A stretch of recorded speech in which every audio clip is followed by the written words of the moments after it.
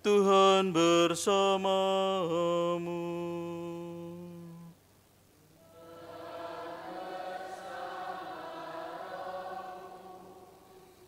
Inilah Injil suci menurut Matius.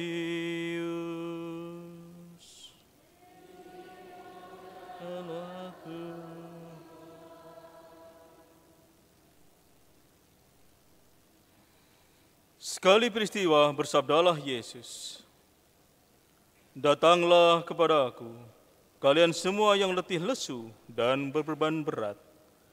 Aku akan memberikan kelegaan kepadamu. Pikulah kuk yang kupasang dan belajarlah padaku. Sebab aku ini lemah lembut dan rendah hati, maka hatimu akan mendapat ketenangan. Sebab enaklah kuk yang kupasang dan ringanlah bebanku." Demikianlah sabda Tuhan.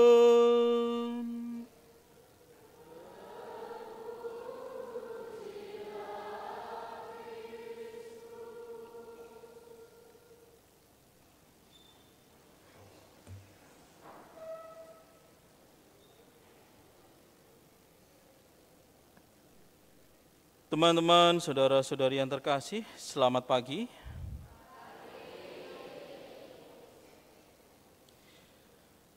Saya ingin bertanya sedikit, apakah teman-teman dan saudara-saudari yang ada di sini pernah mengalami bersedih?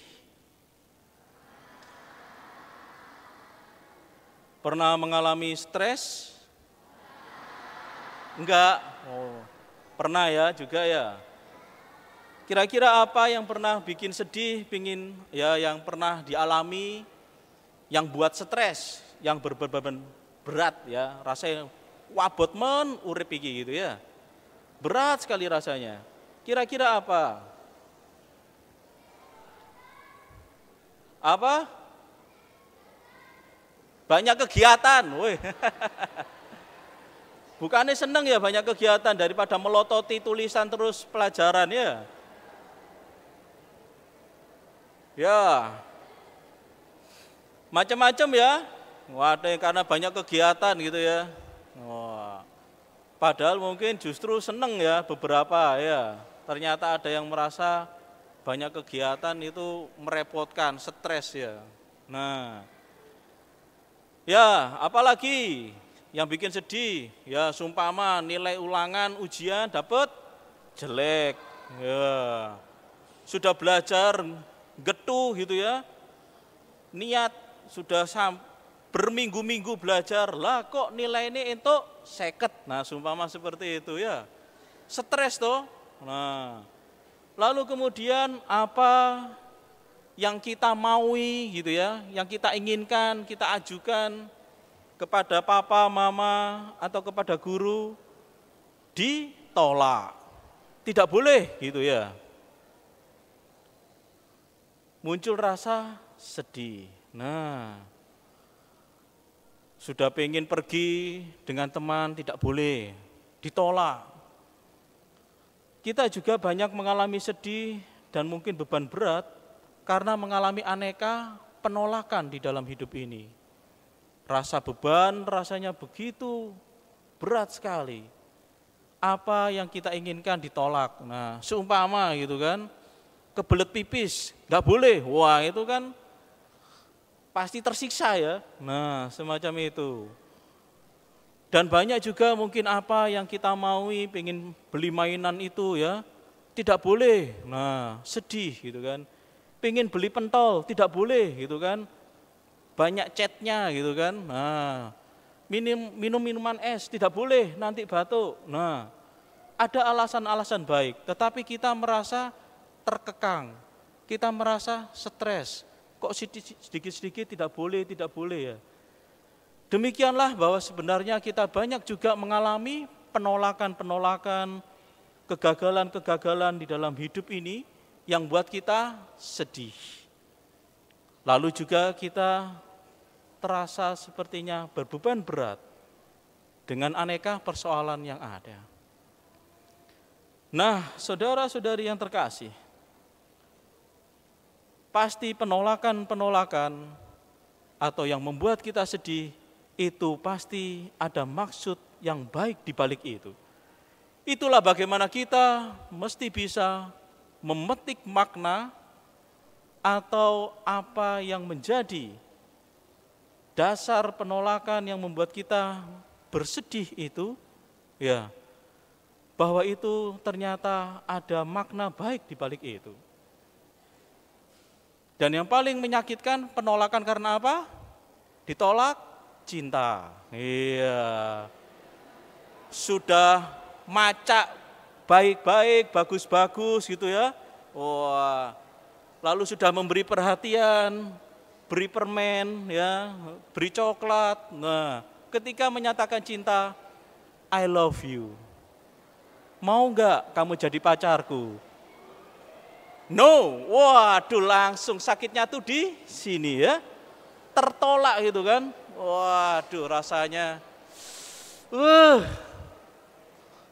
letih, lesu, lemah, dan beban berat bermunculan, ya, sakit hati, gagal rasanya, hidup ini hancur, dunia ini suram, gelap gitu kan, udah naksir begitu lama.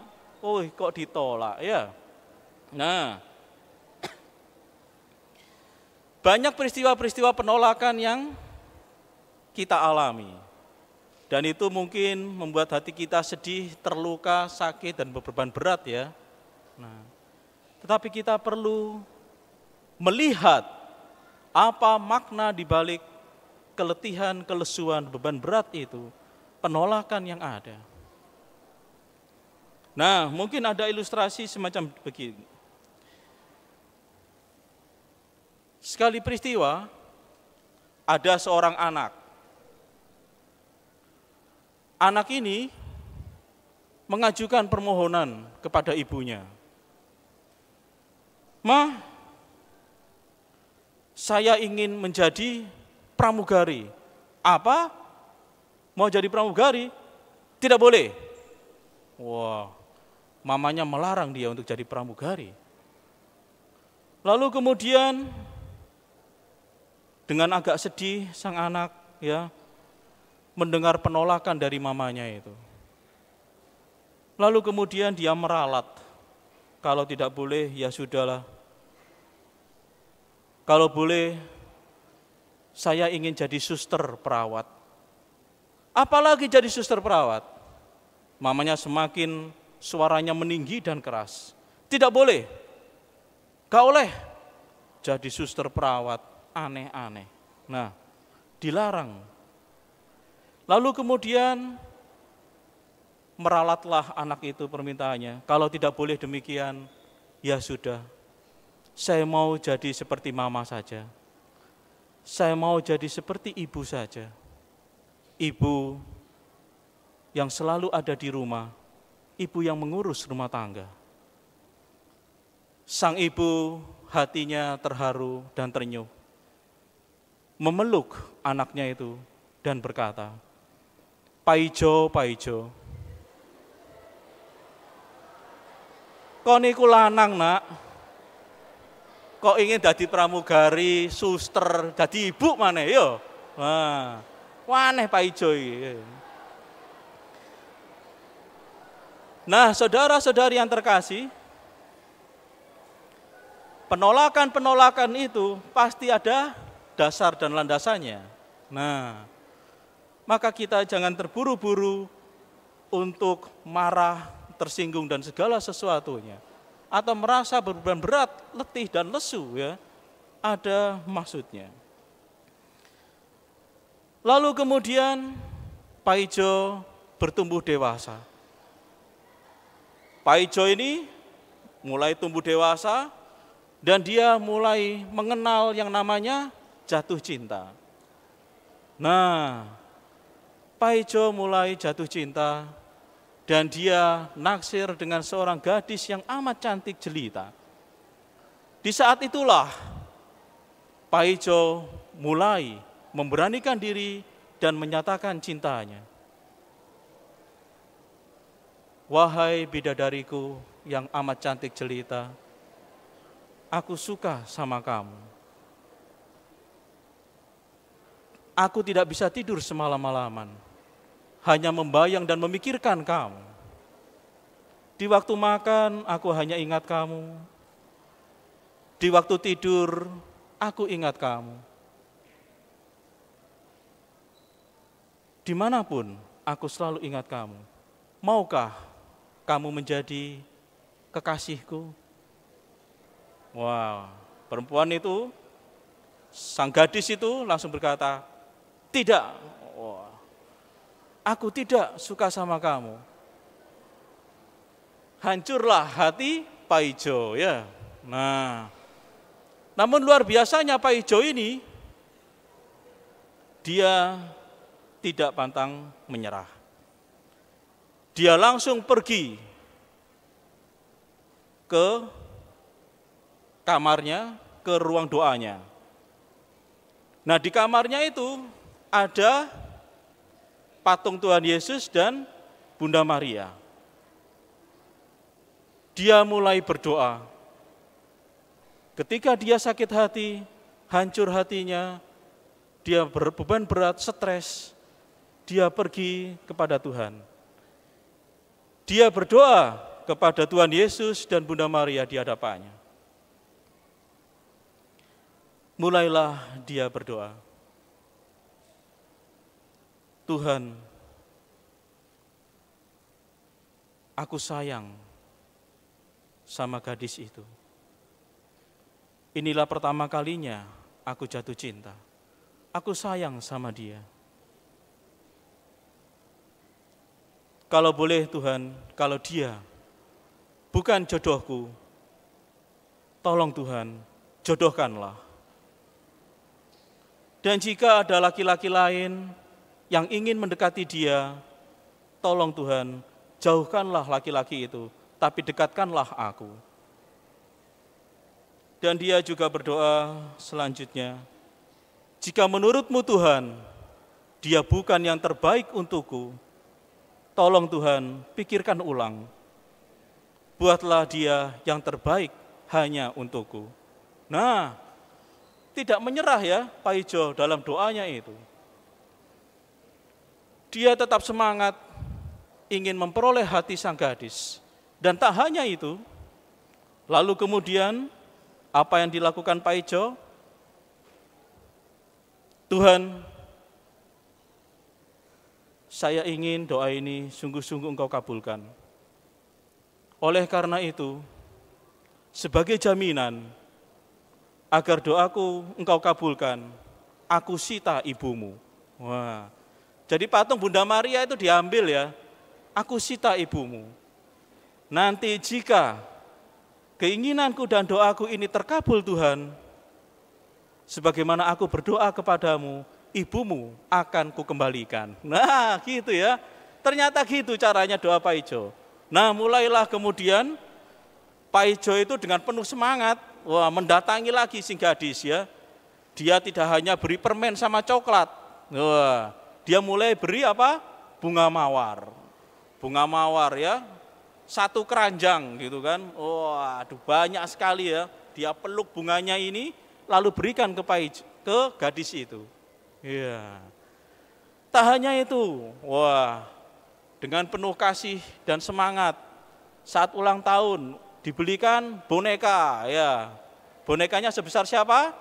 Sebesar Romo. Wah, gede ya, teddy bear gitu kan. Wah, supaya ingat Pak Ijo kalau ini diberi itu dipeluk gitu kan. Nah, lalu juga beri apa lagi? Ya, selama ini cuma mungkin ngasih permen sama coklat satu batang. Pikir dia kurang ini. Kasih coklat, langsung berapa? Satu truk. Wow, dikirim. Wah, makan coklat satu truk enak yo. Nah, semacam itu.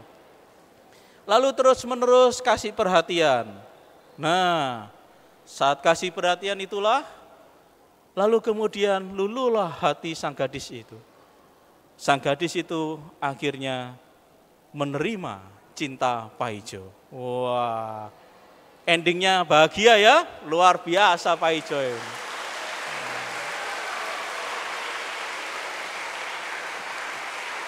Nah,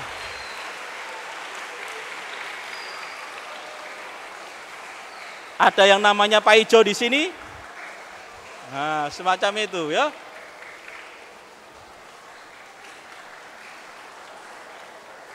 Cukup ya. Nah, setelah Pak Ijo di dalam perjuangannya ya, jatuh bangun berulang-ulang, padahal hatinya hancur tapi dia tak pantang menyerah. Disitulah setelah dia mendapatkan apa yang menjadi dambaan hatinya selama ini, Pak Ijo kemudian dia pulang ke rumah, mengambil patung Bunda Maria dan dikembalikan di sisi Tuhan Yesus. Terima kasih Yesus, ibumu yang sudah kusita, kukembalikan. Nah, apa yang telah ini terjadi tercapai.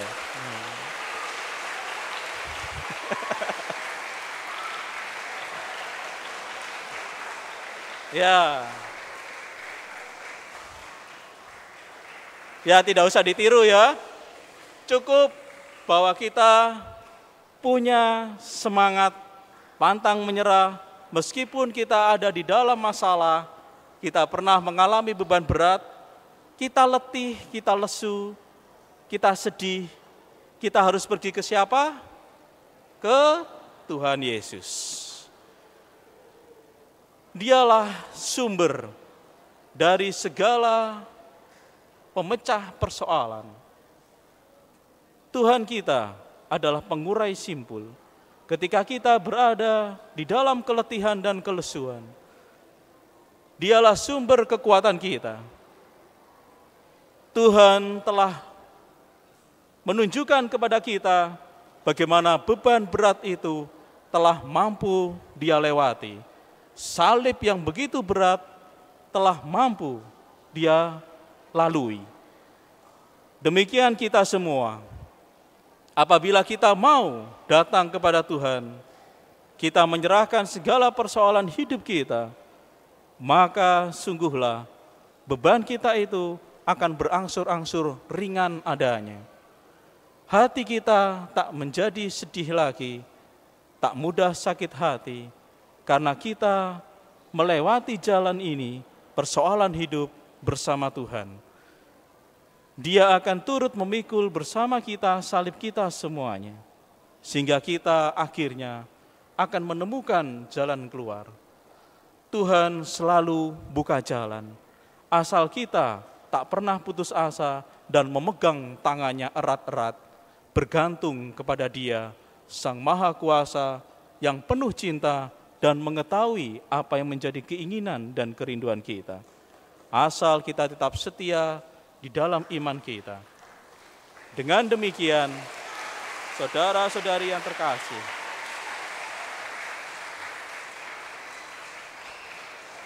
kitalah yang akhirnya bisa menentukan bahwa semua di dalam perjalanan hidup ini, kita akan tetap di dalam kehidupan kita, bahwa kita akan bisa melewati ini. Semoga kita semua senantiasa mampu tetap berpegang teguh di dalam jalan hidup kita. Saat ini adik-adik mungkin bergembira, tidak punya masalah, tapi tunggu nanti. Saat semuanya itu terjadi, mungkin orang tua yang kalian cintai terbujur kaku di peti jenazah. Kalian mulai bersedih, tidak ada lagi yang memberi kalian makanan yang lezat. Kalian tidak ada yang bisa memberi kalian makanan kesukaan kalian. Lalu juga kemudian mungkin kalian tidak bisa bersekolah karena harus bambung. Nah, semacam itu. Maka syukurilah kesempatan ketika masih ada orang tua kalian hidup. Pernahkah kalian mengucap terima kasih? Dan terhadap kenakalan kalian, pernahkah mengucap minta maaf? Semoga kalian, saudara-saudari yang terkasih, mampu untuk memetik segala peristiwa yang ada ini di dalam terang kasih Tuhan. Dan semuanya itu kalian, saudara-saudari yang terkasih, teman-teman, adik-adikku yang tercinta, sungguh Tuhan tak pernah menutup matanya. Asalkan kita semua mau untuk selalu datang kepadanya, memegang erat, memeluk Dia, sehingga kita semua akan mengalami yang disebut belas kasih Allah. Disinilah Bapak Ibu Guru dan kami semua senantiasa mendoakan teman-teman yang tercinta ini untuk selalu semangat menjalani perjalanan hidup sebagai murid-murid Tuhan, sebagai murid-murid di sekolah masing-masing dalam semangat yang istimewa sampai 1 tahun ke depan, tak hanya tahun ke depan, tahun-tahun selanjutnya sampai lulus, dan mensyukuri setiap ajaran-ajaran yang mungkin tidak bisa kita terima, tetapi di balik ajaran itu semuanya ada unsur kebaikan. Semoga mampu memetik itu dan akhirnya kita semua karena mampu melewati itu semua, kita menjadi anak-anak yang tangguh, menjadi anak-anak Allah, dan tak hanya anak-anak Allah, tetapi kita menjadi rasul-rasul Tuhan, menjadi guru-guru pula di dalam kehidupan ini, menjadi yang terbaik. Itulah harapan. Semoga kita semua sungguh diberkati oleh Tuhan dan mencecap kemuliaan yang sama, kemuliaan para kudus di surga, dan kita pun akan mengalami itu semua. Tuhan memberkati kita semua.